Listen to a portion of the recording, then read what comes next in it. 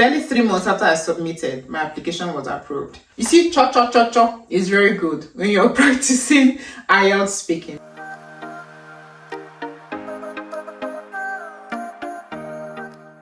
Hi there, you're welcome back to my channel. If today is the first time you're stopping by, my name is Uche, aka UC. And today I'm going to be talking about what most of you have been asking me about. Some have sent me messages and you've asked in the comment section as well from my last video how I did the Canada PR. So today I just want to share step-by-steps. Disclaimer, this step-by-step process is just based on my own experience. So it might be different from other persons, but this is based on mine. I'm not an immigrant agent or anything. I'm just showing my experience on how I applied from the UK to Canada, okay? So this processes may vary depending on the work experience or depending on the specific immigration program you're using to apply for your PR to Canada. But for myself, it's express entry. I'm going to be sharing my own experience. So if that interests you or you've been curious, you just want to know about Canada PR, stay tuned because this is the right place for you. With no further ado, let's get right into it. The first thing first is, how do one even get Canada PR?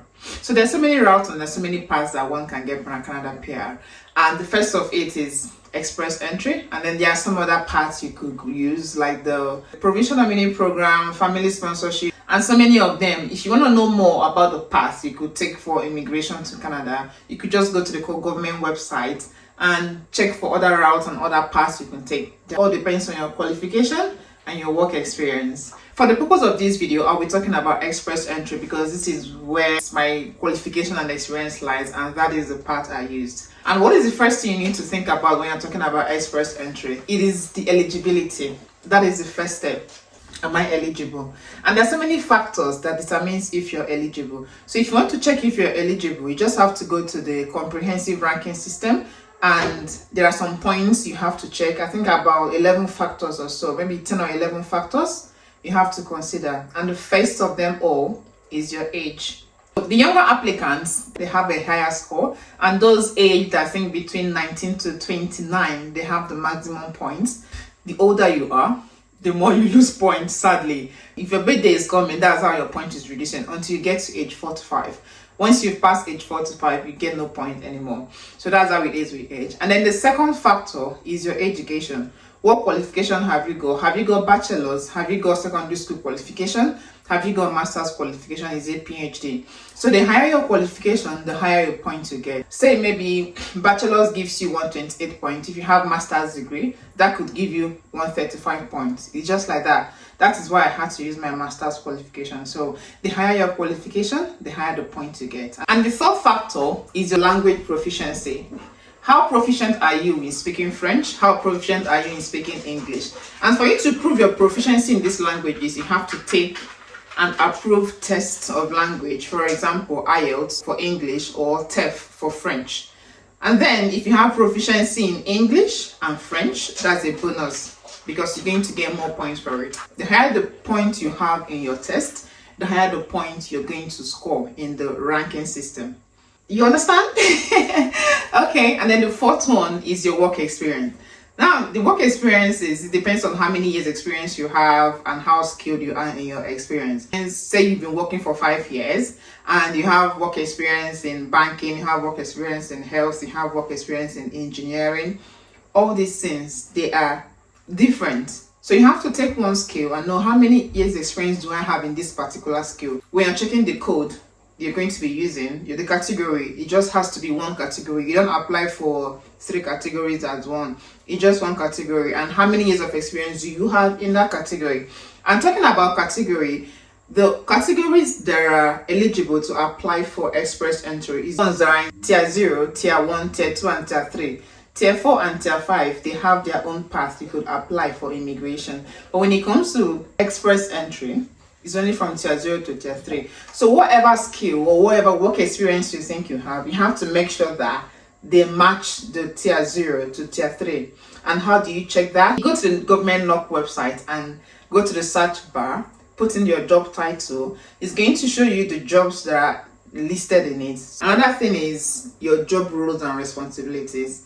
So you have to make sure that the roles and responsibilities that have been stated on the NOC website corresponds with the things that you've been doing in your job role. For example, UK says healthcare assistant. In Canada, they could say healthcare aide. An aide is someone that helps out. An assistant is someone that helps out. These are similar. But when you type in the job title, healthcare assistant, you're going to see other healthcare roles, but you have to search and make sure that the jobs and responsibilities of anyone that you're choosing corresponds with what you did, where you worked. Because these are the things that they will still ask you when they invite you to apply. You have to show your responsibilities that you actually did all this stuff. Any job title you're choosing in the category that it is, make sure you go to the category and check the roles and responsibilities of that job title, and make sure that whatever it is that you've done when you worked, they match, okay? And then the next one is job offer. So if you have a valid job offer from a Canadian employer, that increases your point as well. That job offer, or it has to be a role that is listed in tier 0 to tier 3. This is what qualifies it to be in the express entry. And then the job has to be in the, is it LEMIA or what do they call it? The LMIA. It has to be supported by that. So it has to be by standard, okay? And the next factor is provincial nomination. Some people apply to provinces to get nominated. Say your point is not enough for you to be in the pool, and then you apply to provinces. They can nominate you, and once they nominate you, you're almost guaranteed that you're going to get an invitation, because you're getting 600 points, and that 600 points is like, definitely you're going to get invited because your point is high now. In the ranking system, I think the highest is about 1,200. So people score 500, 600, and by the time you get nomination from any province, that's like 600 extra points. That ranks you up, and you could get invite instant. And the 7th point is Canada education or Canada experience. So if any of your qualifications is from Canada, that gives you a point. If you have work experience in Canada, that gives you an edge as well. But you know that it's hard for people to have all of these, and some people, they don't have all these things. Most of us, what we basically have is our education, maybe a few years of work experience, English test, our age. So we bank on all these few things, and the point you get is not that high, if you get what I mean. But there are other factors where you could as well get points. The number 8 factor is spouse, or if you have a partner and they have job experience, they have English proficiency, and they also have job experience and their education, it increases your point as well. So the two of you are like working together. You write English, your partner writes English, and by the time they check his English score and your English score, everything comes together and your points increases as well. So that's also an advantage. That's a factor that could increase your points. And the 9th factor is relatives in Canada. So people that have relatives in Canada, they're actually lucky, because if you have a parent or a sibling in Canada, that's an extra point. So when you have a parent or you have a sibling that is a British, that is a Canadian citizen or has permanent residency in Canada, that increases your point as well. The 10th factor is proof of funds. Although proof of funds doesn't give you mark per se, but you're supposed to provide a proof of fund that will show that you have enough money to cater for yourself or for your family when you get to Canada, unless you have a valid job offer. And then depending on the number of your family determines the amount you'll be required. But these are the things that you'll be asked for when you are invited. You'll be told how much you should have. And the last one is the transferable skills. So also the ranking system can also do some calculation based on the skills you've got. Say you've got work experience and then you've got strong English proficiency, they could add this combination and give you some points for it. Or that is it for the factors. So these are the factors you have to check. If you have all these things sorted, you just go to the website. I will leave the link in the description box so that you could just go there and check your eligibility. Before I even started talking about Canada PR, before I started thinking about it, before I started getting my stuff ready, I went to the ranking system and then I put assumptions, just put an estimate. I hadn't written English test at then. I just said, I may be scoring 7.5 in IELTS, or I may be scoring 8. How much do I score? Even before I finished my studies, master studies, I already went there to check. So I just said, okay, I have masters. How much do I get? All these things are guesswork. We're just putting things there to see how much we even be eligible or what qualifies you to be eligible. Because I know that when I had bachelor's degree only, I put all of that without work experience. I wasn't eligible. I was scoring 300 plus, which does not guarantee me to be in the pool. So you see, you need to have a higher point. So what you can do is just to go check your eligibility first. Put these figures. They are achievable. Just put, hey, I'm going to be scoring 8 in my English. I'm going to be getting my master's degree soon. This is how old I am. And even see how much you can get. If you're in a relationship and your partner is interested in doing it, you could say, my partner has 7 in his English, or my partner has 9 in his English. And how much point do we get? So you see, you put all of that together and see what you can get out of it. Once all these were sorted, the next thing I did was to assess my education qualification. You need to assess your qualification so that it has to be acceptable in Canada. They have to check that it's in line with Canadian education standards, okay? And I did mine with ICAS. I just registered with ICAS. You make the payment. I think it's about 200 Canadian dollars or something like that.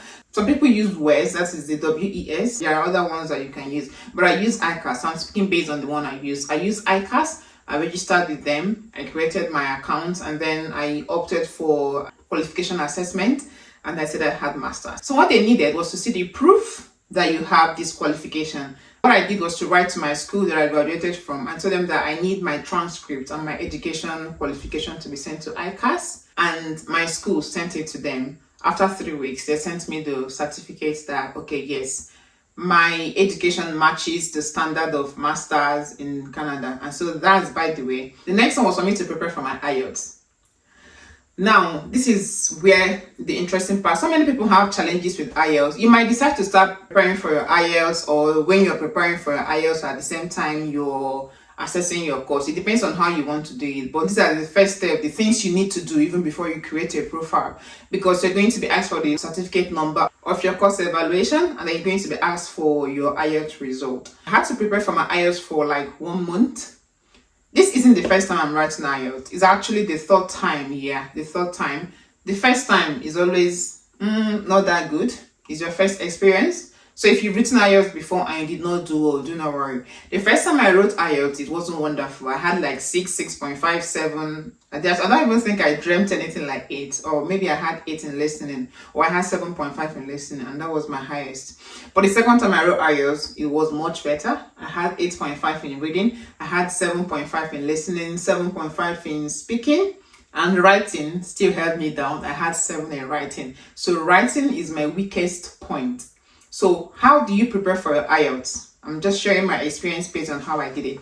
So how I prepare for my IELTS is that I had timetable. When I wrote my IELTS in Nigeria, I wasn't working at then.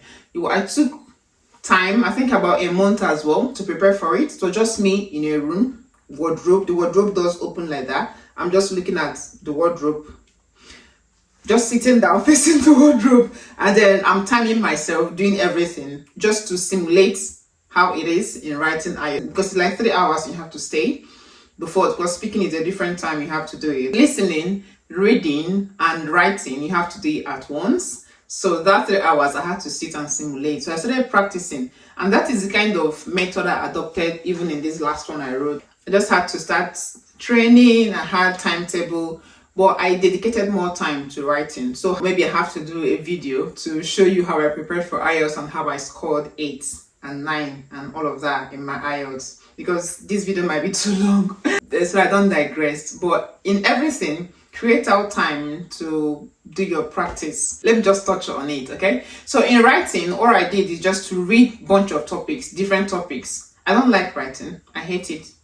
It's my weakest point. So I'll just read about sports, read about education, read about life in general, and then develop points. Because if you're not knowledgeable, if you don't have points up there, you'll be blank. You wouldn't know what to write. So when you have knowledge and things to even write about, that will help you, and then you could develop on your points, and that's when your vocabulary is being checked. So you have to read and even know things about stuff so that you can be able to write things, okay? If you go to Google and just type essay ideas, you see so many topics and even essay examples that you could just venture on, and just keep writing, keep reading, keep writing, keep listening to people. You will get points. So when you have the points and then you start practicing, you will see methods on how you could answer.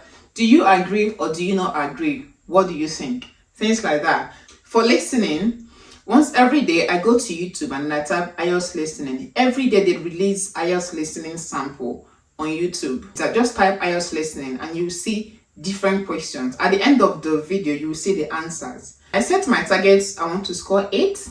So every day I just make sure that I'm scoring above 30, from 30 to 32, from 32 to 35, from like that, you keep increasing. And you see yourself doing 37 and 38. Now, there are methods to get high score in listening. And one of them that I employed was IELTS Liz. That is IELTS, IELTS, and then Liz, like from Elizabeth, Liz. She's very good. hands down. I have been using her teachings, and I could tell you that it is very nice because some of the methods she teaches is very okay. The one example that I could pick out is being able to read the question before the record starts to play. See, you have a question that says, Mr. A dash a lot. That dash, you've already seen that Mr. A is singular. So the verb you'll be expecting should be plural. For example, Mr. A plays a lot. So there should be an S when you're talking about play, like P-L-A-Y. There should be an S before a lot, because singular goes with the plural. But if it's plural before, you're going to be expecting singular. That is, they play a lot. You can't say they plays a lot. That's wrong grammatically. So with that, you've already read the question. So you have an idea of what you are expecting, if you're going to be expecting a singular verb or a plural verb. With that, you'll be able to know what to expect. So when the record plays and then you hear play, and maybe you don't hear the S because you are being fast or you are nervous, you will read the sentence and know if it's even grammatically correct. If it's not, you already know that, oh, she plays a lot. They play a lot. You get something like that. In reading, there are methods. I apply IELTS Lee's method, and I also apply E2 language method from J. I don't know how many of you that have watched E2 language, but J from E2 language, their teachings are also good. J from E2 language, I love his method. Very good, very okay. I've applied it severally and it has always worked for me. These teachings of J is not even the recent one. The ones that he's been teaching like 6, 7, 8 years ago, all those ones. So you could go to E2 language and go to just type J, E2 language. You will see his videos. Check for those ones that are from 5, 6 years ago. Those methods are still legit up to today. I applied it. For example, when you're doing matching method, Jay will just tell you that if you see a passage and then you read the first paragraph, the answer is usually in the first 2 lines. Just summarize the first 2 lines, that gives you the answer. And I've always applied it. So when you start reading and practicing, you understand what I mean. So just go to E2 language, you'll be able to access some of the materials. And you could say, these things are free. Give yourself time, don't rush it. Give yourself time, prepare for it, and then when you think you're ready, you book for your test, okay? So that is that for, is there another thing? And then speaking. Speaking, I would say, is don't answer straight question. So when it comes to speaking, it's all about storytelling. There's no false and there's no truth. Just the way you think about movies. And they could ask you, do you like watching movies? The person asks you that, they expect you to answer. But when it comes to speaking, they want to test if you could hold a conversation. It's not about the yes or no question. So you develop on your answer. Don't just go straight to say yes and no. You could be like, I'm not really the type that watch movie all the time. From time to time, I just like to see 1 or 2 movies. In fact, last year, I went to the cinema with my boyfriend and we were able to catch a ticket. It was all about Alien. So it was very interesting, and it was because these sci-fi things, it caught my attention. I'm not really a fan of sci-fi. But since after watching that, I have been hooked in watching sci-fi movies. We've already bought a ticket for the season 2 that is coming out next week. I could say now I'm a fan, but before I don't used to be a fan. You've just made a sentence, you've just talked about movie, but this is not what you want to talk about. Just the same way they could ask you, how do you like to eat? Are you a heavy eater? And you'd be like, I wouldn't say I'm a heavy eater, but sometimes I could be under the weather, or I could just want to indulge, have some comfort food, have some snacks in between, and then I see myself eating the things I'm not used to. Then I see myself overeating. But other times, I'm just a very light eater. I could just have 1 food in a day and have fruit or vegetables here and there. You've answered the question, but you needed to elaborate. And so that's how it is with speaking. Don't go straight to the answer and say yes or no. So speaking is all about asking you your own experience. It's to develop. There's no line in it. You need to embellish. Talk about something. Story. Tell a story. Just tell something. It doesn't have to apply to you. It might have been somebody else's story, or it might be something that you made up in your head. You just want to know if you could speak, if you could hold conversation. Because this IELTS test of English is to know if you can survive in the community, in the society, and be able to interact in English language. So that's how it is. So once you've got your IELTS, you've written your IELTS, you've gotten your education qualification and assessed it, the next thing you need to do is to open your profile. So you go to the government website and then you create an account, you create your profile, you choose your skill. Remember, you've already searched for your skill. and search for your category to know if you're eligible. So that same one, you put it in there and it's going to calculate everything, because as you're creating your account, you're putting your age, you're putting the school you attended, the qualification you have, whether it's bachelor's or whether it's master's. So page by page, you keep filling your information, and then at the end of it, it's going to give you your point, and there you are in the pool. Remember, you're going to put your experience as well, and where you worked, and how many years you worked there, or how many months you worked there, and what you did, and the skill that you gained from it. So this skill, that is where the tier 0, tier 1, tier 2, tier 3, you're going to just go about the category and know where it is. For myself, sometime in June, I got into the pool, but I registered as a banker, but I wasn't invited. So what did I do? I changed it to data. I was running from pillar to post. So from changing it from banking, I wasn't invited. And then I changed that to data science skill. I wasn't invited as well. It's not if I wasn't invited, the weight was too much. And then the number of people being invited, they had higher points. I was just having 464, and people with 500, 490 were being invited. Where the hell am I going to get 40 points to make up for 500? I wasn't going to wait for that. So what I did was just to switch. So I switched to data. It was still the same thing with data until my friend told me to change it to health, because I already have health experience. So I changed it. I changed that to healthcare aid, AIDE, aid, yeah. So I changed that to that. And after a month, I got nomination from Ontario.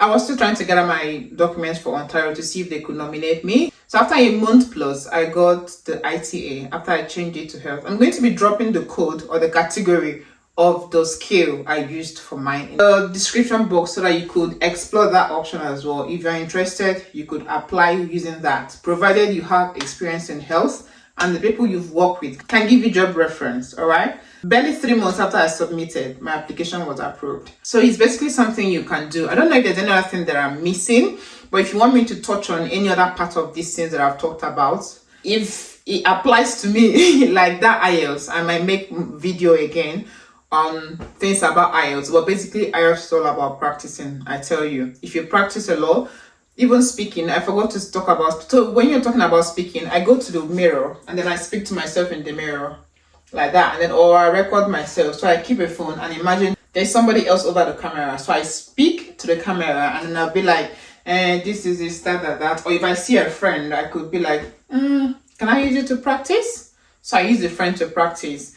When the person is there, they should ask you a question. You speak to the person. That's how you build your confidence. So speaking is all about confidence and being able to hold a conversation.